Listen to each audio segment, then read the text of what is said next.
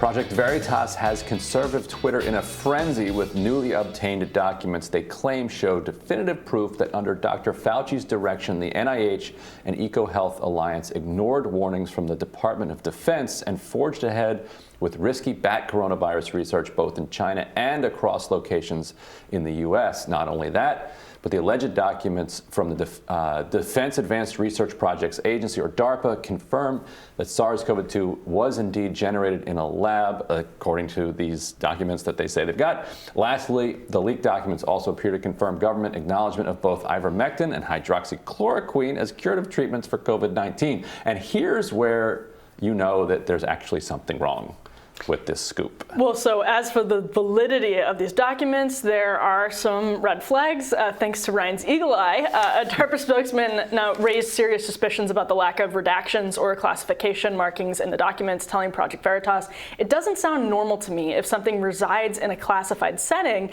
then it should be appropriately marked. I'm not at all familiar with unmarked documents that reside in a classified space." And Ryan has more.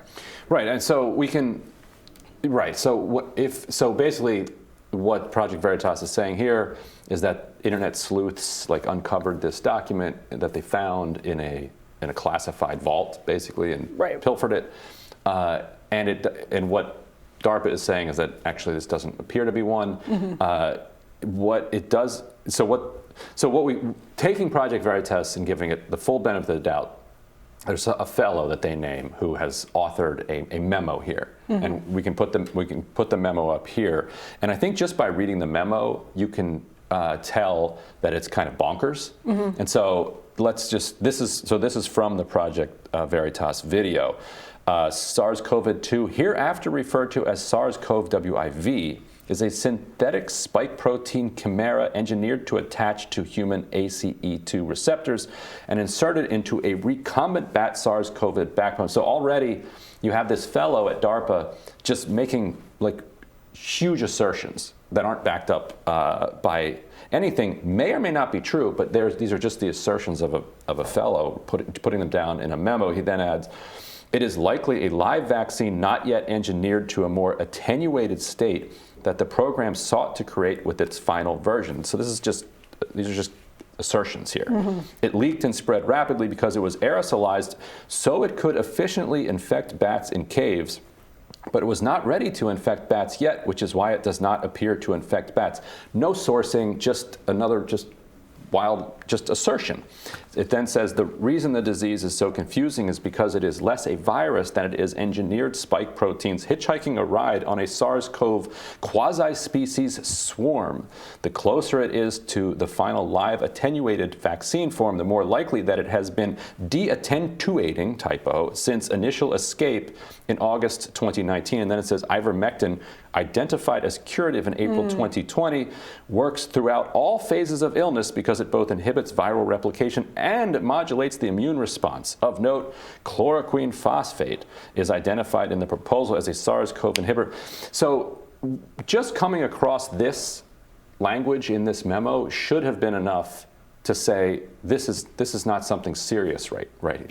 We need so much more than this. These are just the kind of nonsensical assertions of a person who may or may not be employed as a fellow at DARPA. And the reason that we're even covering it here is that we can check how well it's doing at this point, viral wise, but it is. It has incredible traction online already. Yeah, and so one thing you said earlier is that some of this stuff. 2.7 million views, and this was posted 11:39 p.m. by Paul Gosar. Right, and we're not even doing a fact check here. We're just saying, read that for yourself and ask yourself if any of that makes any sense. Well, I think from the perspective of a reporter who comes across these documents, and to Project Veritas' credit, they actually quote somebody who's casting doubt on them, an expert, and someone with credibility. And so that's what journalists are supposed to do. As a reporter who would get documents like this, I can see how it would be interpreted as a bombshell because, to your point, the language is so definitive. But that's also a hint that it's more of a memo and not a memo that's sort of written with the casual authority of somebody who has actually discovered definitively that these things were all identified as curative. That quote in particular, I think, is what casts it particularly, because I mean, it's very possible that ivermectin and hydroxychloroquine are really helpful in the fight against COVID, but to sort of definitively say they were identified as curative all that time ago is not something that I think most scientists would say so with such authority and so definitively. So in the same way that it's a red flag, it's also, I can see how it would be interpreted as like, well, listen, internally, they're talking this authoritatively about the facts. They're talking this authoritatively about the virus itself and about these cures, but publicly they are not. And so I can just see how it would land that way to somebody trying to report the story out.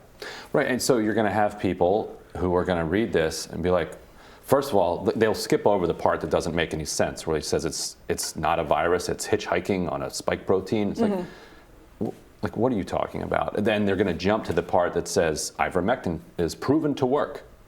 It's like, what? Curative. It's like curative. Proven to be curative, right? Then why have people who have taken ivermectin died? Like that people shouldn't need a fact check on this. They should be able to just work backwards from this and say that, okay, this is nonsense.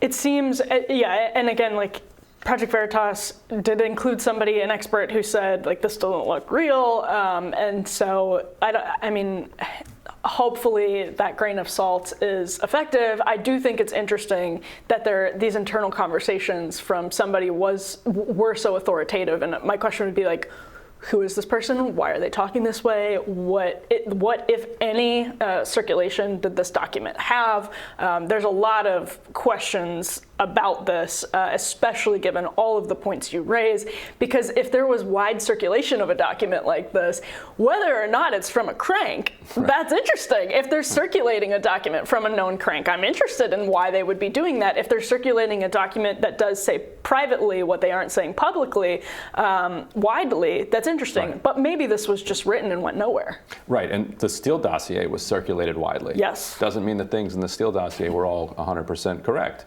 Yes. But also, just because this crank nonsense is crank nonsense doesn't mean that Fauci didn't lie about gain-of-function research. And so the Intercept sued NIH in order to get documents that exposed the fact that there was research being done by EcoHealth Alliance that did fit under any reasonable definition of gain-of-function, yes. which then the NIH grant makers allowed EcoHealth Alliance to write its own guidelines so that it wouldn't fall under the definition of gain of function, and then write its own stipulations about when, if X happened, they would, immediately alert NIH that, we weren't trying to do gain of function, but we accidentally gained some function. So they wrote their own guidelines, and then they broke their own guidelines. And then they sent Fauci out to lie about it. And all of that is documented. And so when stuff like this gets circulated, it has the effect of then undermining what we actually do know. And then it allows the media that doesn't want to talk about this to then lump it all together as crazy conspiracy nonsense. We're still in the early hours, really, of the story. It's less than 12 hours since it's been published. So a lot of questions that need to be answered on this one. Yeah. Well, we'll have more Rising right after this.